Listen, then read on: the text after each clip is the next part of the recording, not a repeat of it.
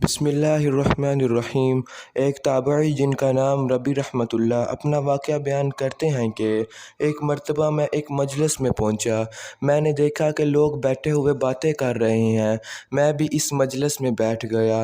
اب باتیں کرنے کے درمیان کسی کی غیبت شروع ہو گئی۔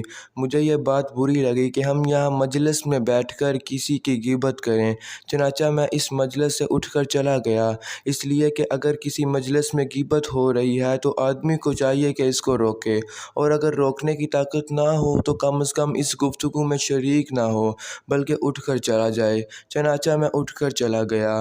تھوڑی دیر بعد خیال آیا کہ اب مجلس میں غیبت کا موضوع ختم ہو گیا ہوگا، اس لیے دوبارہ اس مجلس میں ان کے ساتھ بیٹھ گیا۔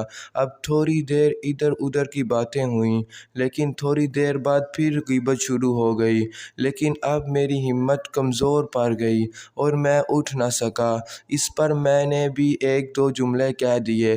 جب میں اس مجلس سے گھر آیا اور رات کو سویا تو خواب میں ایک انتہائی سیاہ فام آدمی کو دیکھا جو ایک بڑے طشت میں میرے پاس گوشت لے کر آیا۔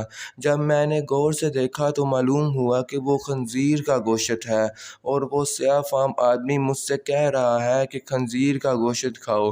میں نے کہا کہ میں مسلمان ہوں، خنزیر کا گوشت کیسے کھاؤں؟ اس نے کہا یہ تمہیں کھانا پڑے گا۔ جب پھر زبردستی اس گوشت کے ٹکڑے میرے منہ میں ٹھونسنے لگا۔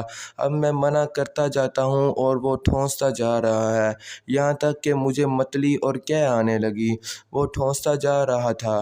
پھر اسی شدید اذیت کی حالت میں میری آنکھ کھل گئی۔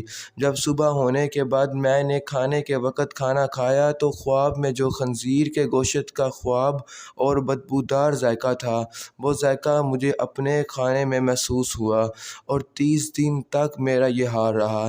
جس وقت بھی کھانا کھاتا تو ہر کھانے میں اس خنزیر کے گوشت کا بدترین ذائقہ میرے کھانے میں شامل ہو جاتا، اور اس واقعے سے اللہ تعالیٰ نے اس پر متنبہ فرمایا کہ ذرا سی دیر میں نے مجلس میں بات کی تھی، اس کا برا ذائقہ میں نے 30 دن تک محسوس کیا۔